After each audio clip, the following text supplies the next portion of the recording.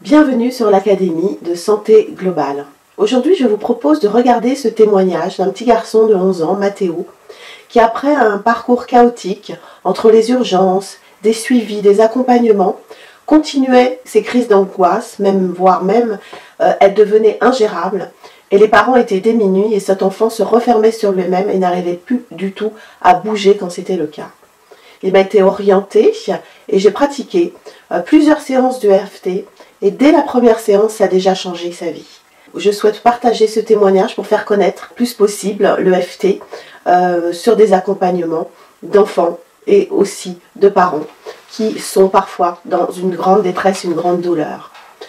Je les remercie chaleureusement pour ce témoignage et je vous dis à bientôt. Bonjour, je m'appelle Mathéo, j'ai 11 ans et demi. Je suis la maman de Mathéo et Mathéo est en 6e au collège. Pourquoi tu es arrivée là? Pourquoi je t'ai emmenée voir Valérie?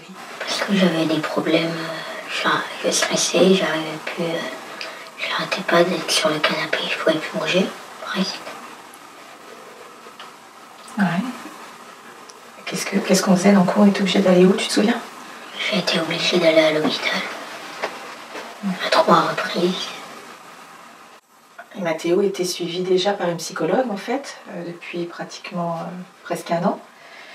Et malgré ça, on a eu à partir de janvier 2018 pas hospitalisations, mais en tout cas 3 passages aux urgences, dont une qui s'est soldée par la mise sous traitement anxiolytique, qui pouvait nous permettre de gérer effectivement les crises importantes, mais pas sur le fond et la problématique en fait.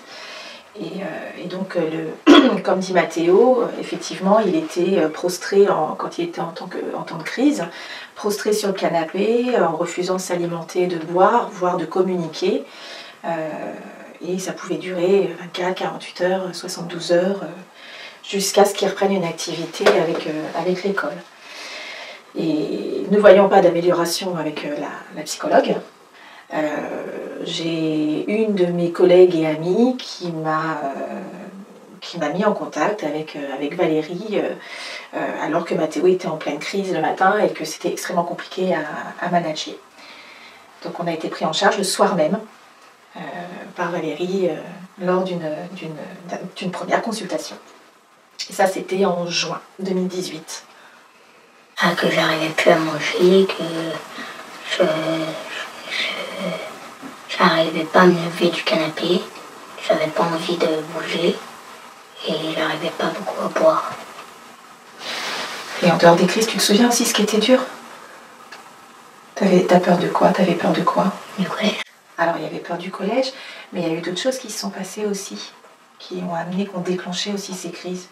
Parce que au-delà de ça, alors, oui, partir en vacances, le trajet, etc. Mais il y avait aussi le fait que tu n'aies pas tellement confiance en toi, que tu n'as pas confiance en toi, que tu as peur de certaines choses qui déclenchent... tu n'arrives pas à gérer, enfin, tu n'arrivais pas à gérer. Les maladies, tout ça. Tu te souviens de tout ça? Maintenant, j'arrive à gérer. Tu arrives mieux à gérer, oui. Avec l'EFT, grâce à Valérie. Elle m'a porté à pu faire des crises. Maintenant, grâce à mon point d'urgence et les rondes, quand je stresse, je fais ça. Aussi j'ai oublié le massage qui fait du bien aussi. Oui, c'est une autre prise en charge aussi, hein, je pense. Enfin, moi, je le vis comme ça. Effectivement, il a des petites techniques, donc il peut s'emparer de ça, lui, tout seul. Alors au départ, c'est vrai que moi, je l'ai accompagné. Son papa l'a aussi aidé dans ce sens, mais c'est une prise en charge qui est plus globale, où il est complètement acteur et pas passif. Et ça, je pense que c'est fondamental en fait pour ce type d'enfant, de personnalité aussi, déjà qu'il a à la base, quoi. Alors tu as oublié dans ta présentation, Mathéo, de dire que tu es un enfant précoce. Ah bon? Ouais, bah oui. Il faut le dire. Pourquoi c'est important de le dire, à ton avis? Tu te rappelles, on a échangé beaucoup là-dessus, que la personnalité d'un enfant précoce est différente, hein, et surtout sur la partie émotionnelle. Hein. Ta gestion des émotions était extrêmement difficile. Hein, tu es d'accord avec ça? Hein, notamment, tu avais du mal à gérer la frustration qui pouvait te déclencher des angoisses. Et c'est aussi de là que pouvaient partir tes crises parfois. Hein. Ok. Et maintenant, t'expliques un petit peu à peut-être à ceux qui nous regardent comment. Donc tu l'as un petit peu dit tout à l'heure que tu fais des rondes et puis Oui. tu masses ton point d'urgence régulièrement. Et aujourd'hui, comment c'est dans ta vie? Comment tu te sens là? Tu es rentrée au collège, hein? Oui, Comment ça se passe ta vie au collège, à la maison? bien. Qu'est-ce qui est mieux? Est-ce que tu peux expliquer? Que maintenant je stresse plus pour ça. Et donc ça me fait du bien. Ouais. Est-ce que tu peux expliquer peut-être que tu es rentrée en 6e, donc tu as acquis beaucoup plus d'autonomie Oui. par rapport à maman. Tu te débrouilles beaucoup plus tout seul Oui. Cette année. Et que c'était pas le cas du tout l'année dernière, que tu avais tout le temps besoin de maman pour te rassurer et te sécuriser. Et qu'aujourd'hui, tu as fait un grand pas en avant. Oui.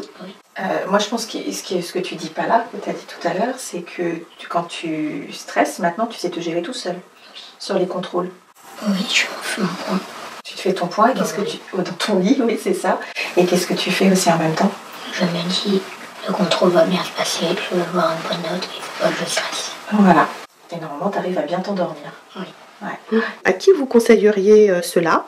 Et quels conseils vous donneriez aux gens qui vous regardent là? Aux personnes qui ont beaucoup de stress, qui n'arrivent pas à gérer. Et donc, il faut qu'ils fassent des rondes de FT. Donc tu as déjà transmis ça à des amis? Oui. Et ça les a aidés? Oui. Alors, c'est vrai qu'on peut l'utiliser. Moi, j'ai appris avec Mathéo les techniques, etc. Donc, on l'utilise. Au départ, on l'utilisait ensemble. Et puis, après, la respiration, moi, je sais que c'est ce que j'utilise quand je suis en phase un petit peu tonique. Voilà. Et le point, effectivement, qui est facile à faire et que personne ne voit de toute façon, donc on peut faire ça n'importe quand.